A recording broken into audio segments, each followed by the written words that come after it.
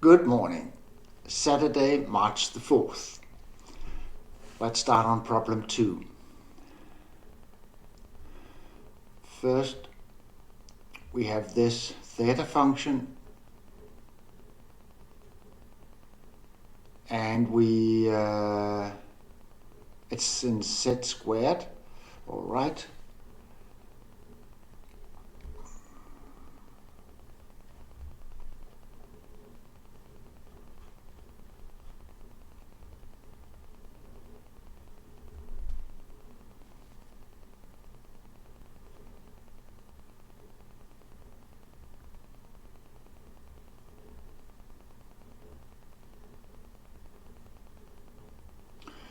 Where f of z is defined by minus pi t z.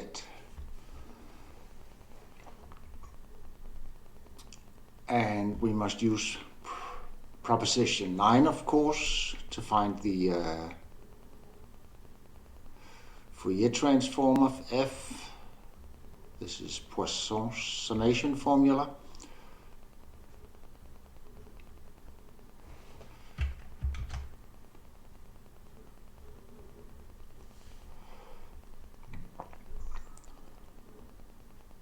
And we know that the Fourier transform of I minus pi offset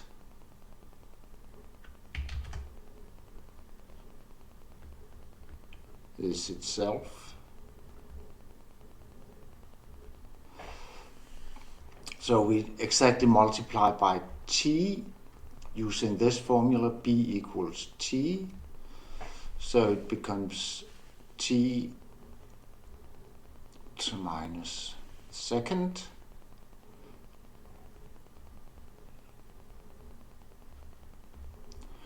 And that means that theta of t equals the sum t to minus second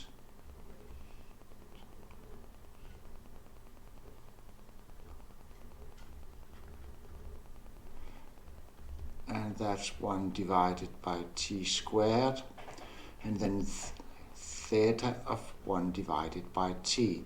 It looks like something we have done already, so that sounds credible. Now in B they define the zeta function of the number field Q extended, the rational numbers extended by square root minus 1. And then they say that in general this sum for any number field will converge, and that means converge absolutely for s larger, real part of s larger than 1. And while I was preparing the recording, I thought a little about this, and it seems very reasonable, because if we take the rational numbers and then extend it with the root of some polynomial,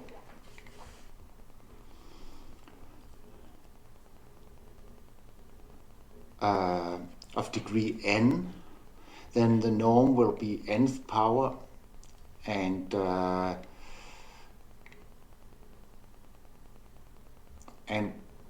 we need there are a few details, but let us leave them.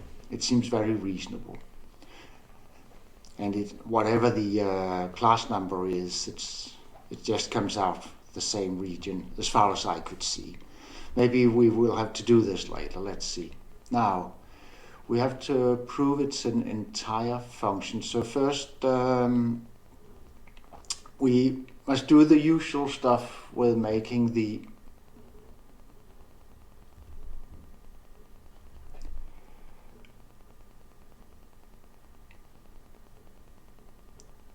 is it reasonable to call it S? I've been calling it what's it called, Mellin transform various stuff. So let's just call it capital S here.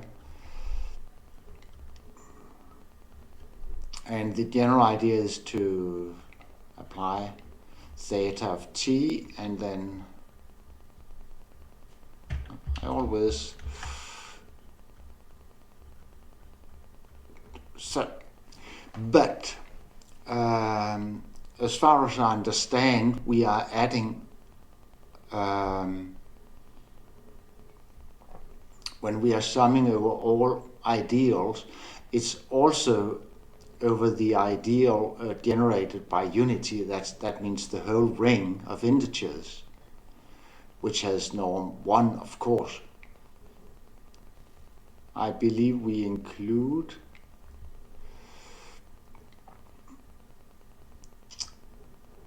the ideal being the order of, that's pretty difficult to write, the order of the of all integers.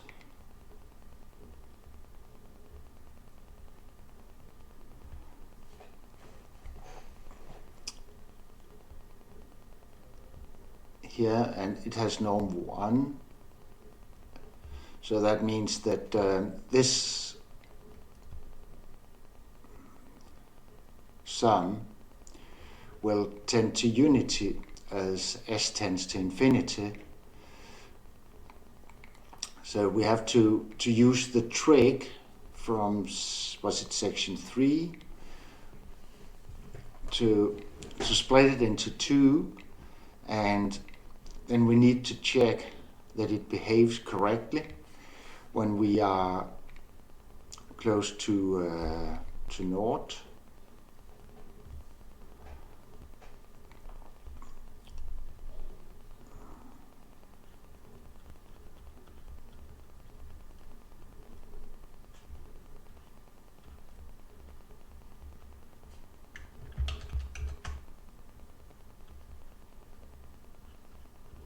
That's the first guy. CT. So it's bounded exponentially.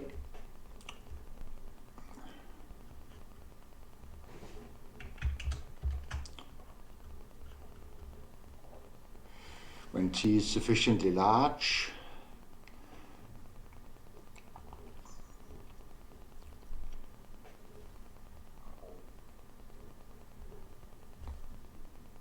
Oh, and then it follows from this formula that it's this, we need to,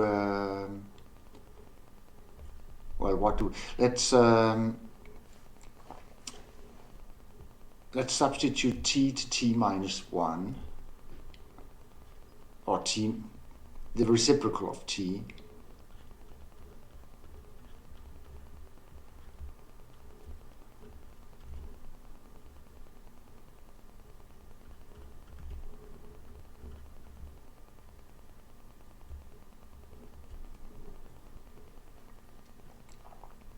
Now, then the reciprocal will tend to naught, and then we apply the reflection formula.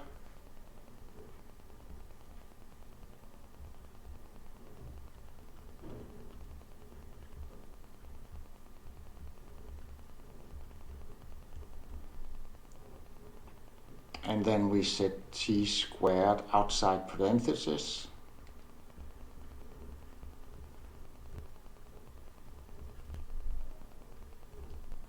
And then t squared comes as t to minus second over here, and that is eaten by changing the constant a little, making it slightly smaller.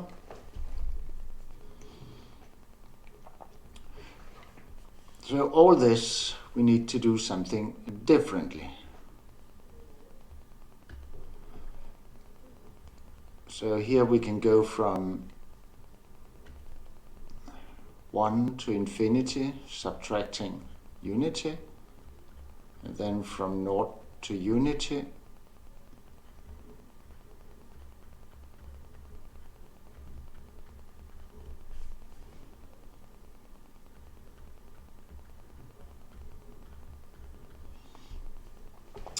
that resembles very much what we did in, I think it's section 3.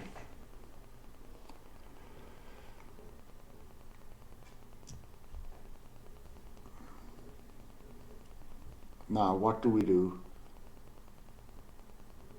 So we have to evaluate this integral for s being sufficiently large. It's likely that the real part of s has to be larger than 1 for the summation to make sense. I'll just delete this, and then we are ready to continue. The neighbor just came around with a plan for the renovation of the apartment next door. That was very nice. Then I will be able to, or then I know when there may be sound, and there may today. Well, actually I forgot to switch on the recording while I wrote these 2 lines. So first we don't even know how far I can. We read out the sum, and then we collect these 2 terms, and then we are left with these integrations, which goes from 0 to 1.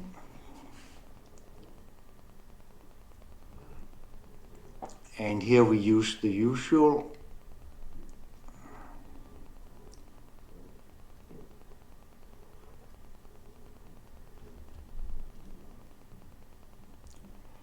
And now what does it give? It's pi to minus s, gamma of s. We put that outside.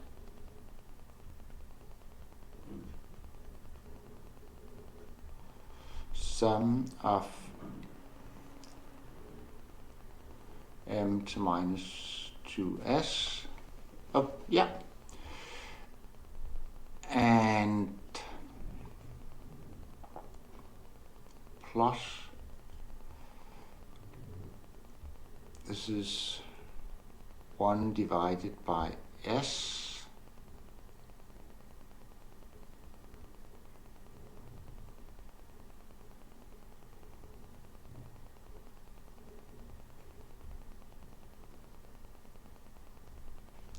minus 1 divided by s minus 2 .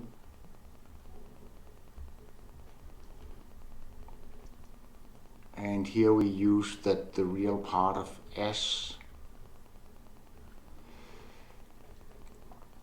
is larger than, I think it's 1. So the indefinite integral is s minus 1, and when that tends to naught, it must have positive exponent.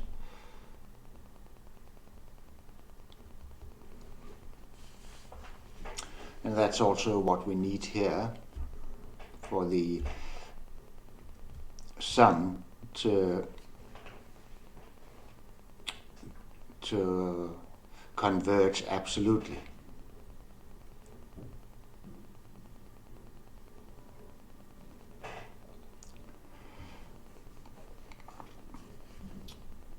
So to get the total sigma, we need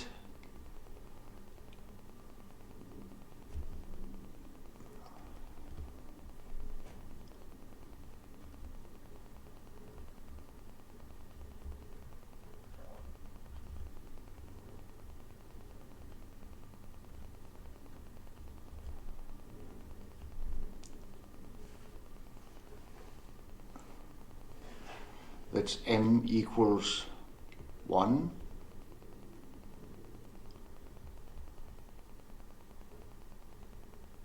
Or 1.0 if you want to use the notation from the theta function.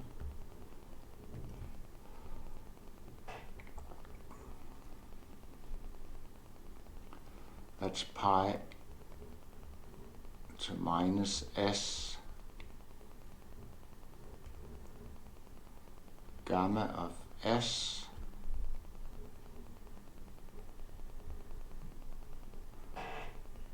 This is really not what I expected to get.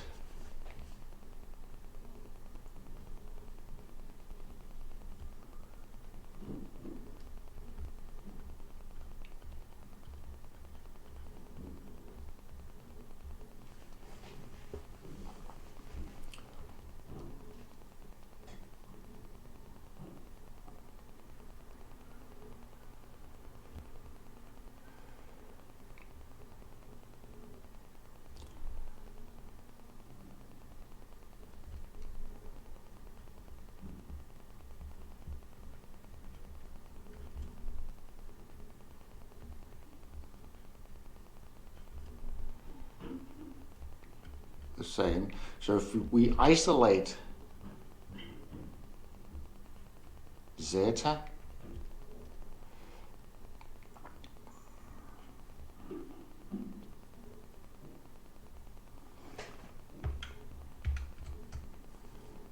then we get pi to s divided by gamma of s. Well, that's entire times s of s entire. But then this is not so good. Oh, we can multiply. That's just unity, of course. Take it easy. Take it easy, Mr. Jensen.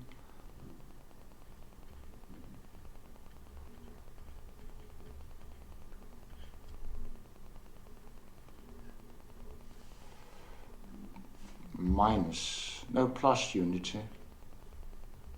And this has to be put on the other side. Just change sign.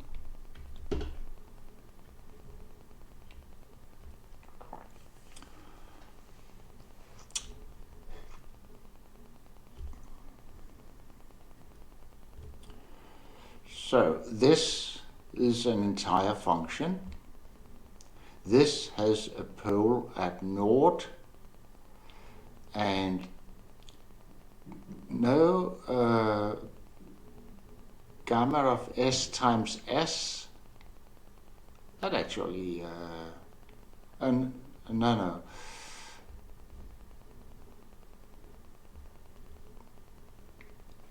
Yeah, s times gamma of s times s tends to unity. So that means that the 0 at naught vanishes, and this gives a pole at s equals 2. Or it's not so good. So I've made some mistake, of course, but it's almost sensible. I'll just stop recording and then look it over and see what I get when I redo it.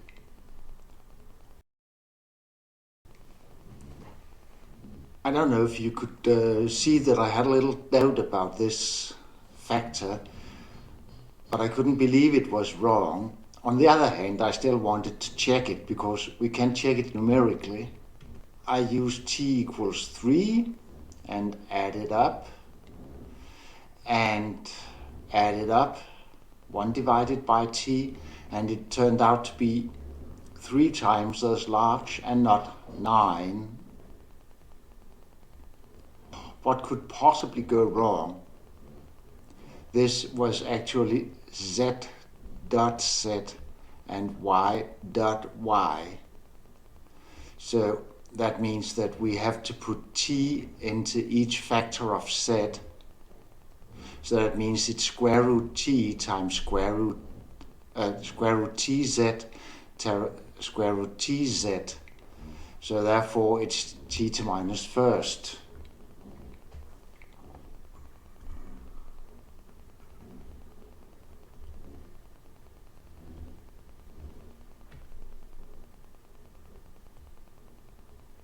There we go. That changes everything a little bit.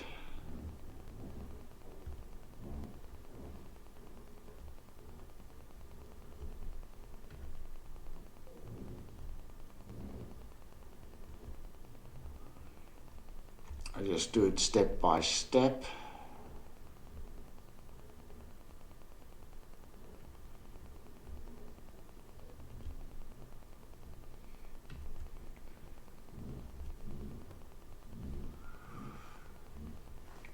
All right, so as usually we have the zeros at the negative integers, and then we need to compute the pole at s equals unity, and its residue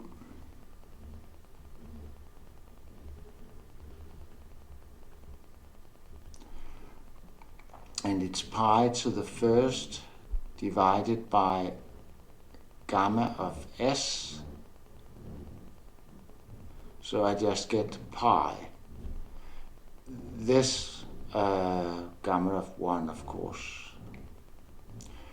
So this means we're a factor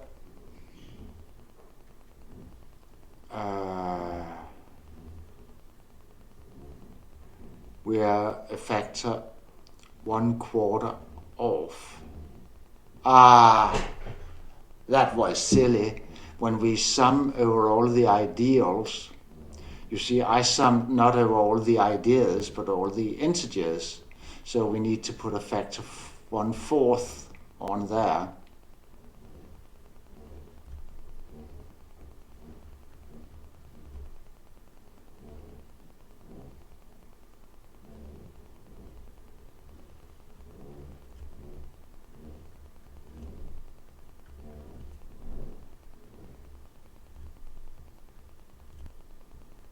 And continuing, a factor 1/4 everywhere.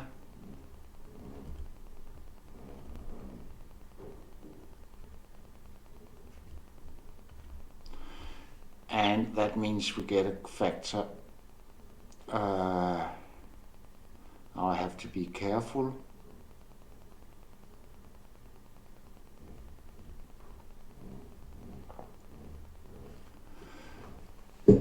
So where do we get a factor?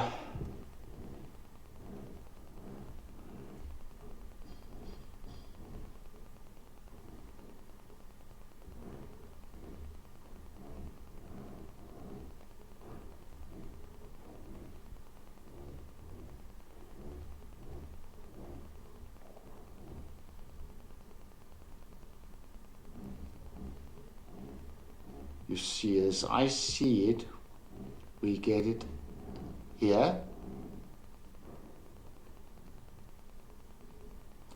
Oh no, that's exactly the point. That 1/4 times this sum gives the zeta function itself. So we have a factor 1/4 on each of these guys. And that means that we get it here.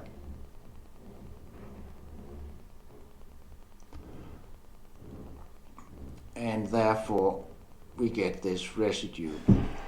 That was the next question. The last thing is to find the functional equation of the zeta function itself. And I've been disturbed so much, and they've started working on the in the next apartment. Of course, what we have to do is to use this transformation formula on the integral, and then everything should be okay. But I'll do that in the afternoon when they've stopped working. I have copied the equations I think we need to the next page, so let's get on. First, we use the transformation formula.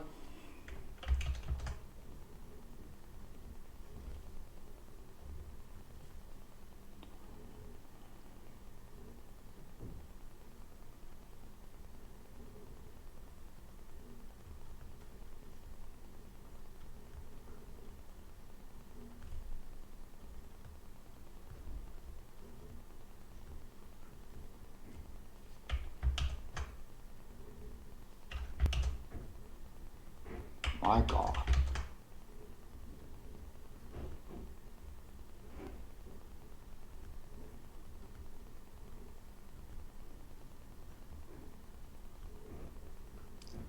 And then we make the usual change of variable to the reciprocal of t.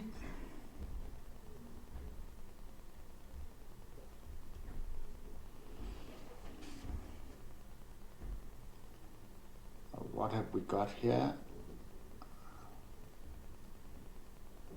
There we go, and that those parentheses fix.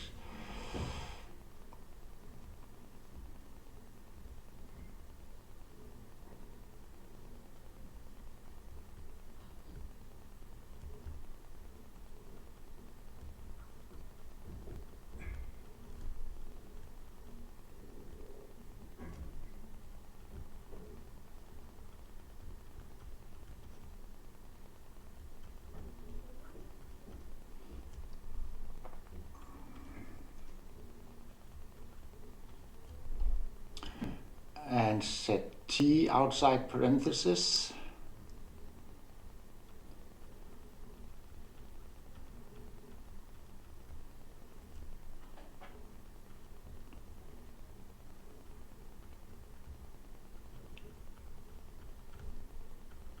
And the same.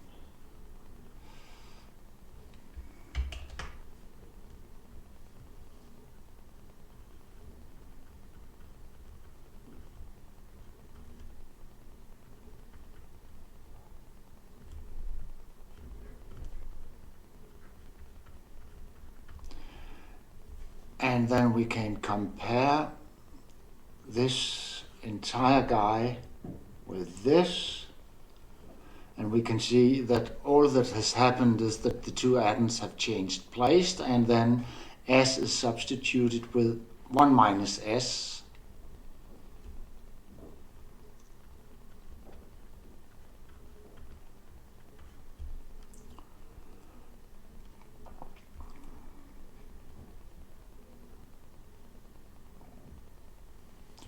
Oh, I should have written the result for S of S instead of this formula.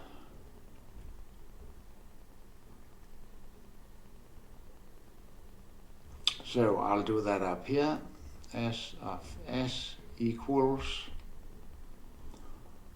I'll just make a break while doing that. I've just seen that I've caused a lot of confusion for myself. First of all, I like this definition better, which I copied. Yeah? But on the other hand, then the factor 1/4 came down here, so they are not particularly equal. And next, I think that I backtraced something here, so this formula, it's obviously wrong. So what I'll do is I'll just compute it all again by hand, and then when I've got the right formulas, then I'll carry on the other side. It's very little we are lacking, so it won't take long.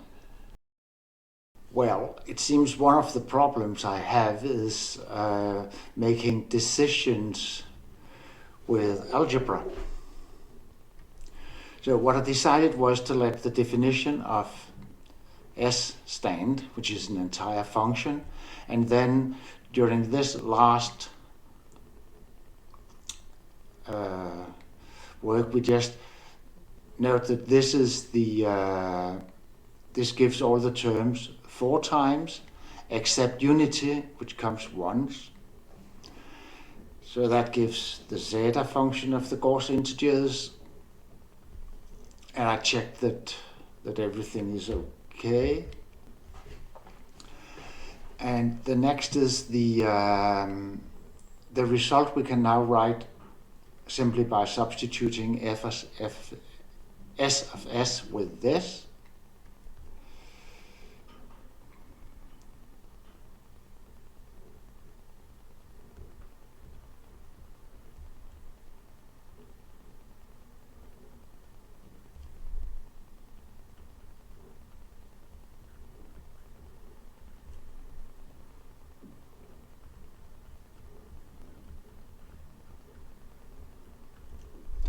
And then the substitution of S with S minus 1.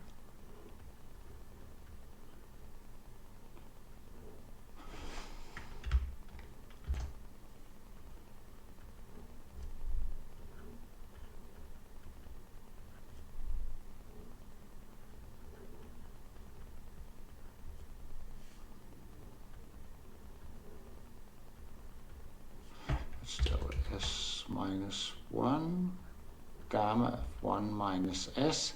And you know, the last 2 terms actually cancel. They are symmetric around 1/2. And what do we do here? Well, it seems nicest just to leave it.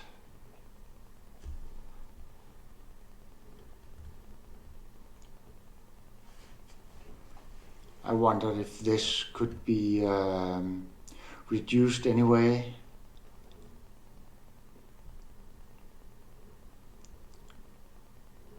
No, I don't think so. All right, that's my transformation formula for the zeta function of the Gauss numbers.